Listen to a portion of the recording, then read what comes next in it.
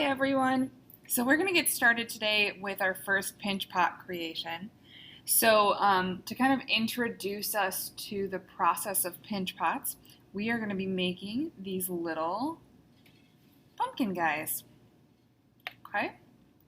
So to start off, we will, I promise, we will get to all of the little details and how that happened. But to start off, you're going to start with about a lemon-sized ball of clay. Okay. You want to do what's called wedging. So anytime we have a ball of clay that's about this big or more, we need to wedge it. And it's kind of like kneading dough. It's going to get all of the air bubbles out of it. It's going to kind of make all of this clay unified and homogenized. So I'm going to hold it in my palm. I'm going to press it into a surface and kind of press away from me so that it kind of flattens it out like that. If it's a slippery surface, you might notice it kind of sticks a little bit. We're going to get canvas this week so that it stops doing that. But I'm pressing and rotating. You can kind of see how it almost turns it into like a little cone. Finding a new spot, pressing, rotating to wedge that clay out. If you don't have canvas, you can do this on some paper towel. But I'm not pressing with my fingers, I'm just kind of pressing the heel of my palm into that clay. Once it's nice and homogenized, I've gotten rid of any air bubbles that might be in there. I'm going to take my clay and I'm going to work it into a ball. So I want it to be a nice, even ball. Actually, don't forget to remove any of your jewelry. Nice, even ball. Try and get rid of any surface blemishes now because it will help you later on. But I'm getting rid of this ball, or getting rid of these cracks to make this as good as I possibly can. Okay, we'll pretend that I did all of that for the sake of time. That's a decent little sphere, close enough.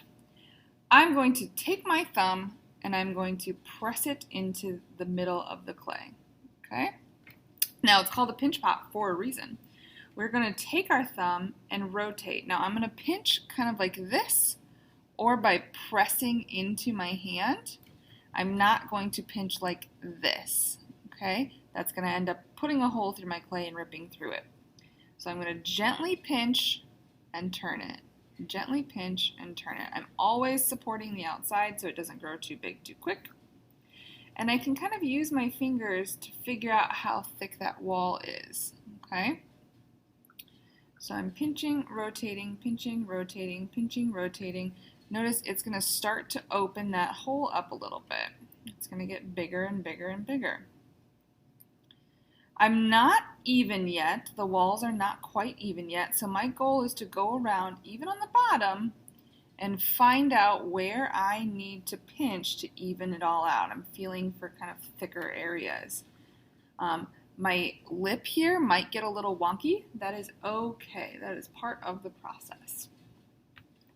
So my walls are still a little thick, but I need to start thinking at this point what shape I want my pumpkin to be in. I could do kind of short and fat. I could do a little bit taller. Hint, there's a candle under there. Oh, that might be something you do. I could do kind of wonky shaped, more like a gourd, right? We're getting into spooky season here. So there's lots of possibilities with how I could take this. If I want to get taller and skinnier, I'm going to try and mold this a little bit higher. You may notice it gets too deep for your thumb. You can swap, okay? But I'm still pressing against my hand. You may find you're starting to get some cracks on the surface. You can kind of see the surface of that. It's the perfect time to go in, to take a few minutes and kind of smooth those out. Your instinct is to use a lot of water. You probably don't want to do that. This is going to be pretty thin when it's done. So you want to make sure that you don't put too much water on it. Usually the natural moisture that's in your hands is enough to kind of pull that clay down, spread it around a little bit. Our clay is pretty soft, so we shouldn't need too much water. If your clay is really, really dry, add the water a little at a time because these are pretty thin, and a little bit of water is going to go a long way with them. Okay, so smoothing out all of the cracks in there, so it's nice and smooth, and I would do that all the way around. But I'm going to start kind of shaping this into where I want it to be. I'm noticing I'm starting to get a thin spot in the end, so it's about as tall as I'm going to push from the bottom. If I want it any taller, I kind of have to make these walls grow down. So I'm going to pinch and not really let my pinch pot expand out too much, but rather work down as I'm pinching. Okay? Think of this almost like squeezing a little tube of toothpaste, but a little more gently. You don't want to be too harsh with it or we'll rip it. You can also kind of pinch by smoothing like this, almost dragging the clay where you want it to go. Okay? As you get this open to a point where you're happy with it, the next stage comes by stuffing this little guy with paper towel, and you can see I've got some paper towel inside there. I don't have a hole yet in that one.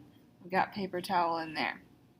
So I'm going to stuff this with paper towel and begin to close this form. Okay? This is the tricky part. We want this to be a closed form. Even if later on you're going to open it back up, we want it to be a closed form. That's an important skill to learn. So close it up, pull that clay. I'm kind of pushing from the inside and pulling the clay around. If it starts to crack, it's not the end of the world, but I'm going to work that around until it is a closed, stuffed form. Okay? Stuff paper towel in there, nice and tight. The good thing about the kiln is it's going to get up to 2,000 degrees, as we know, and paper burns at a much lower temperature. It burns at 451 degrees, I believe. So I'm closing this form off. Theoretically, I've got this stuffed with paper towel, remember, closing it off, and I'm just going to overlap. I have to start being very gentle at this point. It's very easy to collapse your form if you've got too strong of a grip or if you're pressing too hard. So I'm very, very carefully closing this form up. It'll be easier when there's paper towel stuffed in there because you'll have a little bit more resistance, but you're being very, very careful when you're closing that up, and you're just going to work that clay until this is completely closed, right? The next step is to kind of let this get leather hard a little bit. You can let it sit out for a little. You can leave it partially wrapped if it's going to be overnight. You can use a heat gun to kind of speed it along, but we want this to be a little bit more firm before we start cutting into it so we don't collapse it. So at this point, as you're closing it up, if you want these like kind of bigger bumps, you can start shaping that into the clay. You can start pressing out from the inside, kind of pressing in from the outside next to where your fingers are, and getting that kind of bulge shape. You can start to see those bulges kind of come through. But again, this is something I'm being very gentle, very careful with. So it is up to you. The next part is also up to you. You have to decide what this little guy's face is going to look like.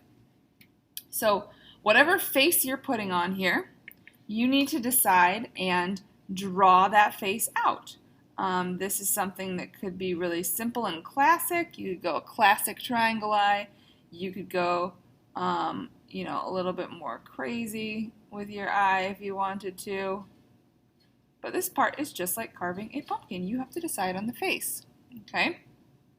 Once you have that, this is leather hard, so it's going to be a little bit stronger for you. You are going to press into the clay using either one of these tools or another small sculpting tool. You don't want to use a big one. And you're going to cut this out. It is scary. It's okay. You can do it. You've got it cut out. You're going to go in and you're going to clean up any of those edges. Okay? And then you have an important decision to make. Is this going to be a candle holder, or is it just going to be a little sculpture? Either one is fine, okay? Either one is completely fine, but If it's going to be a candle holder, you need to make sure that you have a hole in the bottom for an electric tea light, not a real fire candle. It is too small. There's not enough room to put a real candle in here without this getting too hot and eventually breaking. Okay? Notice there's lots of room around this. If you remember our discussion about how clay works, we know that clay shrinks. We don't want this hole to be too small when it comes out of the kiln. Okay? This is the very, very last thing you do, and you can smooth out the inside if you want to. As far as this surface decoration is concerned, this is something that's going to be done at Leather Hard.